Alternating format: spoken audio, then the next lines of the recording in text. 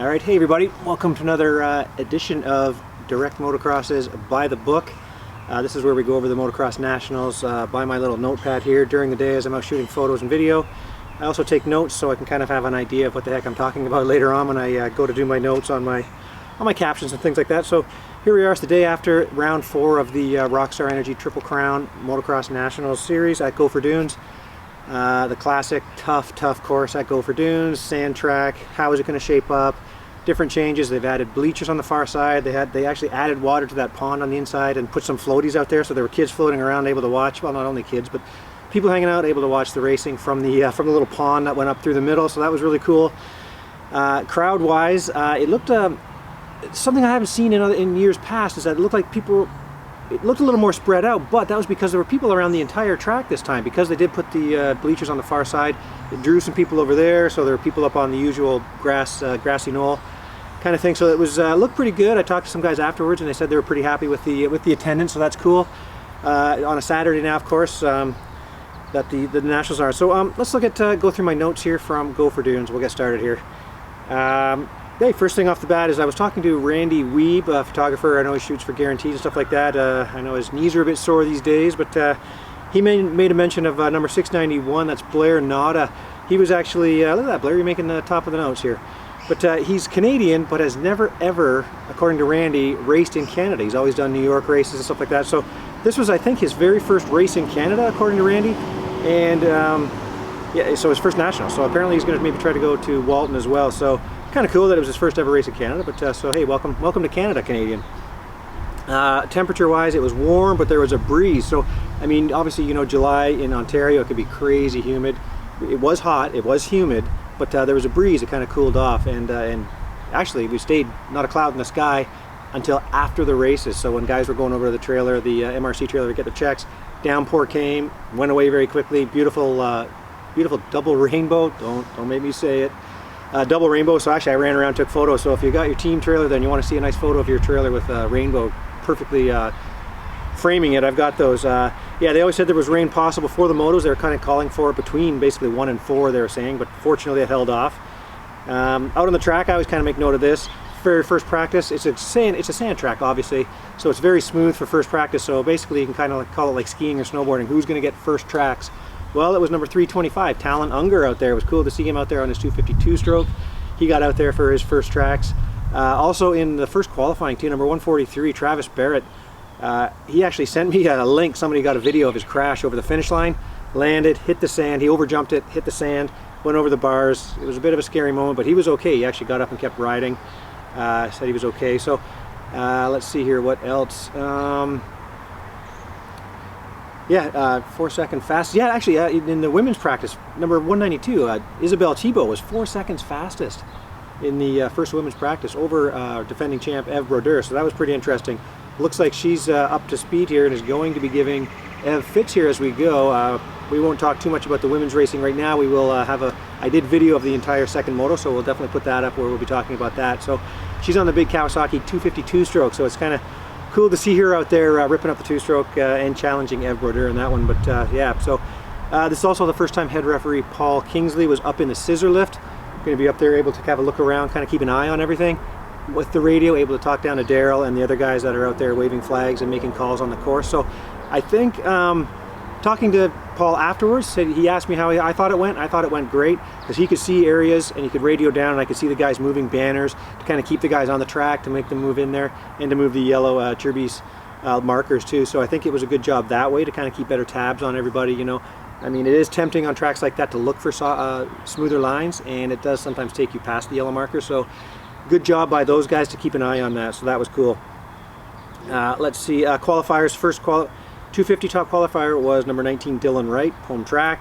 450 top qualifier, number 800 Michael Lessie, home track. So would this is this foreshadowing to the end? Yeah, you already know who won, but yeah, so that's pretty cool.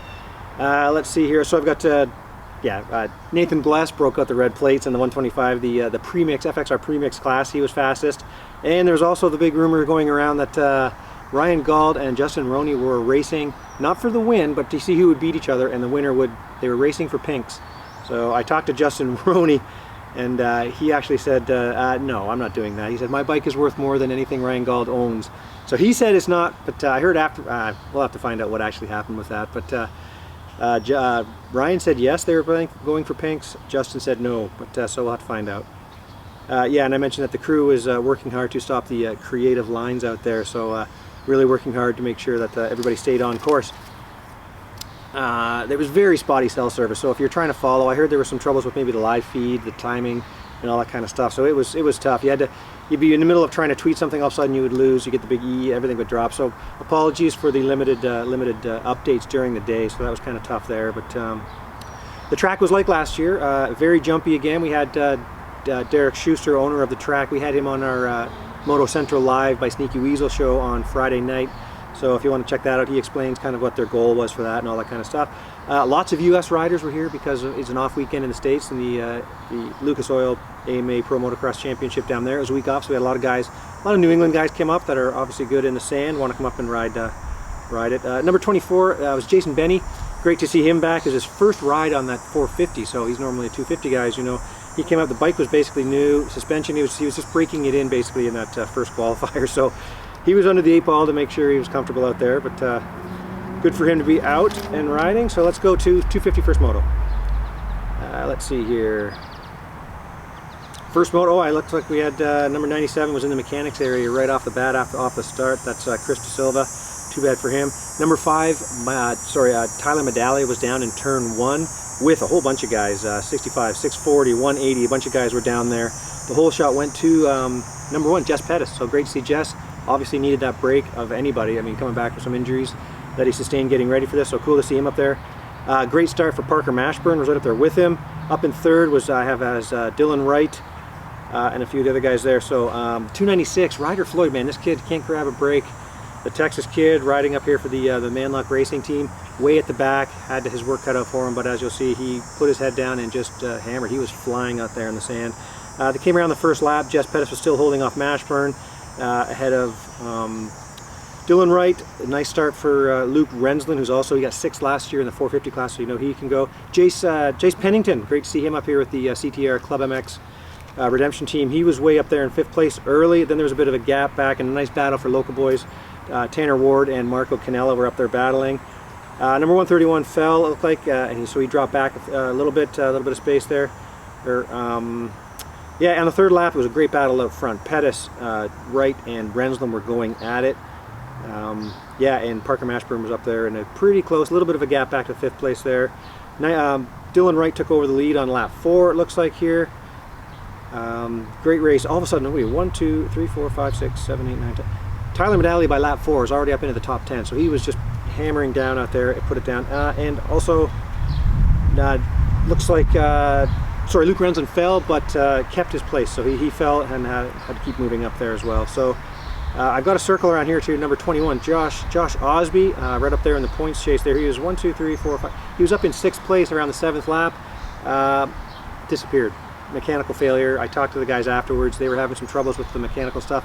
A lot of guys were having troubles there. Unfortunately, I've also got Pennington up here and up battling for 4th place here with Marshall Wentland, the Red Points plate leader, and Marco Canella up there on the 9th lap. But then unfortunately Pennington would also have a mechanical and would drop out on the last lap as he was up there in a great position up there in 1, 2, 3, 4, 5, up there in 6th place with Marco Canella. So too bad for him. Out front it was Dylan Wright and Jess Pettis was keeping him honest. They were kind of having some good battles. I mean, I'm not sure what happened, and all of a sudden one guy would come around in the lead and down, and so they were having a great battle. Also great, I got circled here, number 720, Jeremy Mackay. Great for him. He was up there battling with the yellow plate, so he's looking like, with young Cameron Rosina with that broken collarbone, looks like he's going to be the kid to beat in the intermediate, in the yellow plate class. So battling in the pros. So that's going to be fun to watch. With 2 to go, there was a nice gap. Dylan Wright had separated himself from Jess Pettis. Nice big gap back to number 94, Luke Rensland. And then a very big gap back to the kind of guys who were fairly close with number 121, Marshall Welton, Mashburn, and Canella. And I still actually have, with 2 laps to go, I've still got Pennington in there. At the flag, it was Dylan Wright for the home team. Takes the win ahead of Pettis. Big gap back to Rensland, big gap back to Marshall Welton, gap back to Marco Canella, and they ended up all kind of by themselves. Behind them was Mashburn, Tanner Ward, and behind him was a great fight back, put his head down and raced up, was Tyler Medaglia. Nice battle there too between Jair Mitchell and number 60, Quinn Amiot, man, really going well there. So yeah, I've got down here DNF 131 Pennington, DNF number 21 Josh Osby, man. So tough break for those guys. 450 Moto 1, looked like number 16. Gonna give that one to Cole Thompson, right with Mike Alessi, Colton Fasciotti, Matt Gerke was up there. 7-11, we had him on the show also. I'm talking about Tristan Lane up from Florida, man, sand specialist. He was showing the guys a nose there too on the start, so he was up in 5th place there off the start. And then we had number 54, Phil Nicoletti, out last, and you know number 39, Ryan Dowd, is good in the sand. He was dead last, so tough break for him. He was back there. Also, I've got a whole bunch of guys last, because every time I'd see a guy was last, another guy would pick him up and go through my field of view, and I would say, oh man, no, he's last. So also, number 164, Dakota Alex, as we'll see, he was also last. He was down in the first turn. So tough break for him. So a couple guys came around last. On the first lap, Cole Thompson was looking really good, still ahead of Alessi. And then on that lap, it looked like Matt Gerke got himself around Colton Fasciotti. And then it was Nicoletti, Moffenbauer got up there, and there's Tristan Lane. Number 10, Keelan Messon was at the back there as well now, so he was also last. So another guy that was back. But on the second lap, a great battle. The top 6 guys with Thompson, Alessi, Gerke, Fasciotti, Nicoletti, and Moffenbauer, and then they're starting to separate themselves. Tristan Lane ended up kind of by himself for a while there. So all of a sudden, number 164 went around. He was kind of looking down, and then I think I saw out of the corner of my eye him riding back to the pit. So he had a mechanical, had to head back. So tough break for him, and it would not get any better in the second moto, unfortunately. Lap 4, Alessi was out front. Man, this guy killed it. If when you get a chance to watch the replay, or if you happen to see it on the show, crazy day for Mike Alessi. Back that adrenal issue he was having, adrenal fatigue. That break was really good for him. He was back at top form, man. He just slayed it out there. Then we had the top guys again. Tristan Lane was riding by himself. Number 309, Jeremy Smith. I know nothing about him. I'm sorry. I'm gonna have to go on social media to find out more about him. Doing great up there. He was the guy behind that battle up there with Tristan Lane. He was next, ahead of Cade Clayson, and number 637, Bobby Piazza, looking really good too. And number 80, great ride for the young rookie there. Up there, Sam Gaynor, so he was looking really good early as well. So let's turn the old page here. Whoa, let's not drop the book. Let's go here around lap 7 here. We had Mike Alessi had separated himself out front. Cole Thompson still looking good. Big gap back to Gerke, Nicoletti, Fasciotti, and Moffenbauer. They were battling it out. Again, like I say, riding along with Tristan Lane. 15-second lead around lap 9. On lap 11 or so, I've kind of got it to a big lead. Alessi way out front. Nicoletti had moved himself up into second. Great battle behind between Cole Thompson and Matt Gerke. And then Fasciotti was riding by himself. Moffenbauer was riding a bit by himself, as was Tristan Lane. Then a good battle behind there with Smith and Bobby Piazza. And then I got a couple more numbers, and then there was 800 again coming up to lap, putting laps on everybody. So it was amazing. Late in the moto, I was kind of looking at it. Where's number 2? Matt Gerke out with a mechanical, man. We know how good he is. I talked to him earlier about his finger.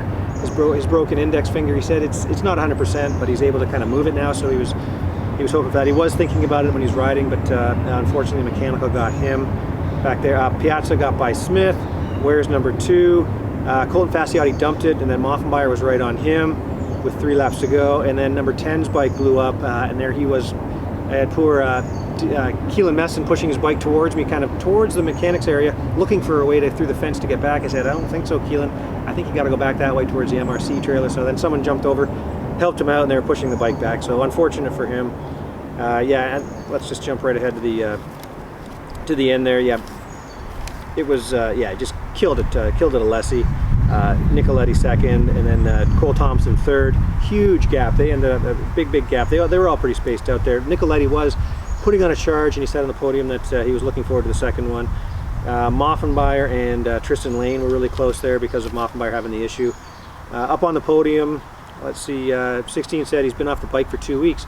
Turns out he's really, I'm not sure how much he's been telling people, but he's battling some L5 disc problems, like just it's a classic guy thing. If you go to your chiropractor, that yellow inflamed one they show you, that's L5, that's guys, very typical. I'm actually battling it right myself.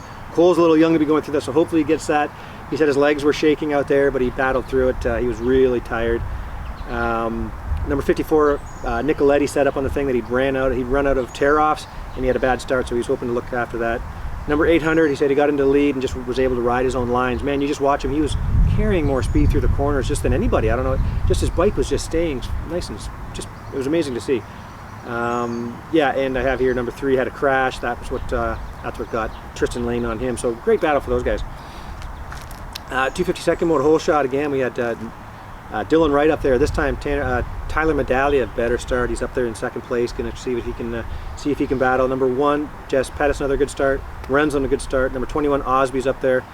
And number 5 was, I have him kind of, as he came around past the mechanics area, he was just holding it wide. He was all over the place, but he held on to that second place. First lap, number 628 after that good first moto, Parker Mashburn at the back. Number 131, Pennington, pulled into the mechanics area after the first lap. Did keep going, but he was back in last place, so tough break for him. Second lap, it was Dylan Wright and Tyler Medaglia having a good battle. A little bit of a gap back to in third place, number 1 Jess Pettis. And then it was kind of gapped out already, Rensland in fourth. Marco Canella, Tanner Ward had Welton, Ryder Floyd, a better start up there, and the guys back there, so that was good. On the 5th lap, Dylan Wright and Tyler Medaglia were just going at it, and if you remember last year, Tyler Medaglia did win the 450 class, so you know he wanted to back that up, and then the guys were spaced out a little bit back behind that. Let's turn the page here. Around the 14-minute mark, I don't know what happened. I think Dylan Wright must have fallen out of my view because all of a sudden now Tyler Medaglia was in the lead. Dylan Wright was right on him. Great battle going on between Hayden Halstead, Quinn Amiot, and number 50 Jair Mitchell. Man, those guys are having a great battle. Number 628 Mashburn was moving his way forward. Number 19, sorry, I just have my numbers in here. Dylan Wright got back by Tyler Medaglia for the lead. Number 121 I have written here, great pass standing up around the outside. Marshall Welton around Marco Canella on the outside with his feet on the pegs. It was pretty cool to see. Lots of riders were starting to slow down. Like I always say, just keep moving at Gopher Dunes because you never know who's dropping out. At the 20-minute mark, it was still the top guys. Dylan Wright and Medaglia had separated themselves from number 1 Jess Pettis in third. Luke Rensland, and then I've got long arrows between all these numbers. It really started getting spaced out behind them in 5th place, Welton, Canella, Tanner Ward, Osby, Hayden Halstead had kind of broken away from that pack.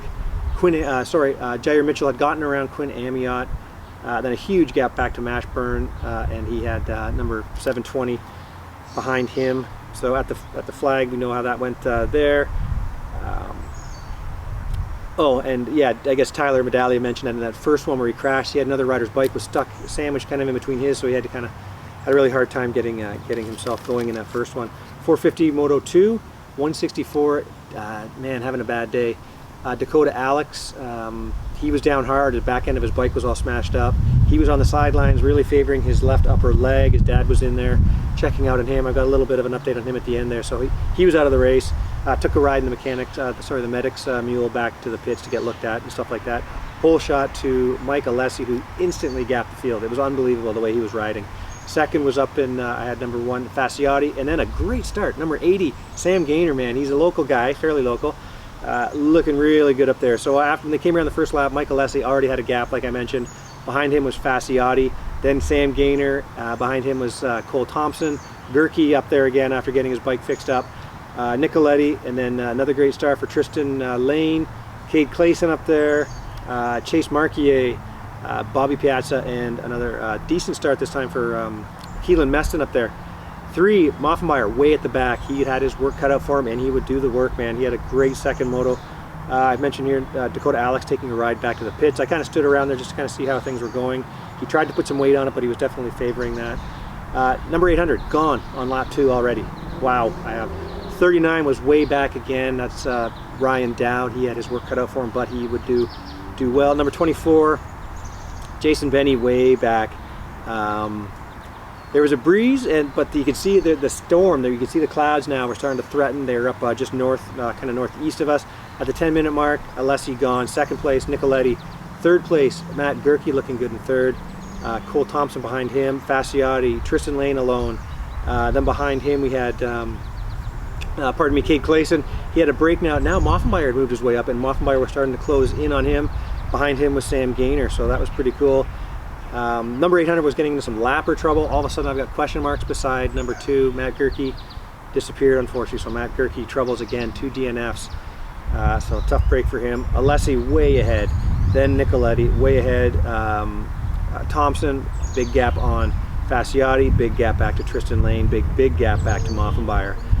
Great battle behind them between Piazza, Gaynor, and Chase Marquier. We're having a great battle there, so that was pretty good to see. So there were some good battles going on. So I've also got a good battle between Keelan Meston, Jeremy Smith, and now Brian Dowd had moved himself up in there, so that was pretty good. I have here too, the tongues were dragging. Riders were starting to look over their shoulders to see if it was a battle they were in. I think a lot of them were hoping it was they were being lapped so they could just let the guys go. So they were, guys were looking over their shoulders, so it was pretty amazing. At the 25-minute mark, Mike Alessi had a huge gap over Nicoletti, who had a big gap back to number 16, Cole Thompson. And then back in 4th place was number 7-11, Tristan Lane. Great for him. He had Fasciotti to him. They had a break back to, man, 68, Liam O'Farrell. You can never count this guy out here, man. He just wore the guys down. And then he had a gap on back to Cade Clayson, back to Bobby Piazza, and then circled as 800. So Mike Alessi had lapped up to 1, 2, 3, 4, 5, 6, lapped up to 6th, 7th, 8th place. Amazing. Then Marquez was behind him. Number 1, Colton Fasciotti would dump it. He fell, and then again there was 7-11 was right on him. We had Tristan Lane right up there, and Moffenbauer. They're having a great battle. On the last lap, Alessi gone. 2nd place, Nicoletti. 3rd place, Cole Thompson. And then spaced out Fasciotti. Moffenbauer had got up there and made some gap up there on Tristan Lane. So, man, excellent battles out there. Great up front. Incredible battle, incredible ride by Mike Alessi there out in front. Some quotes from the podium. I always like doing this too. Cole Thompson, that was not fun. That was torture. I saw white lights. It felt like a war zone out there. So man, like I said, he came off the track. He had his pants down. He was so tired. Like I say, coming through those battles, he had been off the bike for a couple weeks, really battling that sore back and stuff like that. Number 800, Mike Alessi said the break was really good for me. That adrenal fatigue seems to have that under check now. So just amazing to see that. So let's take a look. So I'll just give you the top 5s in the 450s. It was top 5s, 250s. Dylan Wright, Jess Pettis, Luke Rensland, Tyler Medaglia, and Marshall Welton there. So that was the top 5 in the 250s. 450s top 5: Mike Alessi, Phil Nicoletti, Cole Thompson, Colton Fasciotti, and Sean Moffenbauer rounded out the top 5. A few notes that I've got here too from the day, just to quickly talk about here. Number 494, man, I didn't even know this, but out in the practice for the FXR premix class, number 494, old friend of Direct Motocross. We've been following this kid since he was little. I'm talking about Thomas Rendell. I guess he went off, overjumped, went for the finish line jump, overjumped it, broke both his wrists. I had no idea. I didn't. So hopefully you're doing okay, Thomas, man. We'll check in on you for sure later. Number 19, Dylan Wright. Actually, I know James Lissamore is in the house here right now, here in London here. He went and did the photo shoot for the team. Obviously, they got both wins, the GDR Honda Fox Racing team. After that, James had to run away because the women's race was up, second moto. Dylan Wright proposed to his girlfriend, his now fiance. She said yes, and yeah, so Dylan Wright is now engaged. So congratulations to you two guys. I just spoke with number 164, Dakota Alex. He said he's in a lot of pain. He will get checked out if it stays bad. So he's not, obviously, we're assuming it's not a broken femur, but if he's still having some pain, he's going to go get checked out. So good luck to Dakota Alex. Number 2, Matt Gerke. Both moto DNFs, man, dug a big points hole there, unfortunately, with those DNFs. So tough break for him. Number 131, Chase Pennington. DNF, but still had decent points. So if you look at Pennington, he's actually still finished 17th overall, 16-18 with that DNF. So I mean, good for him to still grab some valuable points there. So that was good. Number 10, DNF. That's Keelan Meston. Was looking for a way back to the pits. I mentioned that. He had that 36, the DNF 19 on the day. Number 196, Chase Marquier. I always like to talk to the Americans coming up here for the first time. He said it was the toughest track ever. You can listen to some. The podcast we did with him. Did a podcast with him afterwards, so you can listen to that. We were all trapped by this MRC trailer in the pouring rain, so I did an interview with him. Number 3, I talked to before the second moto. I talked to Moffenbauer. I was watching him in qualifying. He was next level speed, man. He was doing a section where he was going so fast that he was able to jump things. I spoke to him and he said, "Oh, I thought everybody was doing that." Well, they weren't. Guys were slamming it, and he was actually able to. So Really, Sean Moffenbauer, I was impressed with him. I was really impressed also, I got a check mark beside number 673, Bobby Piazza. I saw him at Redbud, said he was coming up here. It was great to see Bobby back up here racing. Number 68, that's Liam O'Farrell. Man, he just wore guys down. Great to see Liam out there, man. He's a dad. He's out there. He came back and just wore the guys down. He's not a spring chicken either. So number 309, like I say, Jeremy Smith. I got to look into this guy a little bit more. 10-13 for 11th. Congrats on that, man. Very well done. Number 21, I've got Josh Osby, DNF 6th for 13th. So again, tough days for these guys. 296, Ryder Floyd. In the first one, he was last to 13th. The second one, he ended up 38th. So troubles there. He ended up 18th. Man, this kid got the speed. He's going to need a break. Maybe next weekend in Ottawa, Sandali will be the day. Top intermediate, 720, Jeremy Mackay, 13th for 16th. Well done on him. Top yellow plate. I've also got a note here beside Jack Wright, number 41. 24-20 with that, that face plant early off the start. He got tangled up with the rider, went down, had to come back, put his head down again, had to just keep grinding off the start. Number 60, well done for Quinn Amiot. Man, the kid's showing, and who was the best dressed? You got to give it to Mitch Amiot. Did you see it? Oh, I'm going to put a photo of him up there. The full pink leisure suit, short leisure? I don't know what it was. Fanny pack up front, sun hat, the Spicoli Van shoes. It was just quite the package. Well done for you, Mitch Amiot. But Quinn, 10-11 for 11th. Well done, man. Quinn Amiot really coming into his own. So let's look at the points. 250s. Right now, he retakes the lead. Dylan Wright, he's got a 14-point lead on Marshall Welton.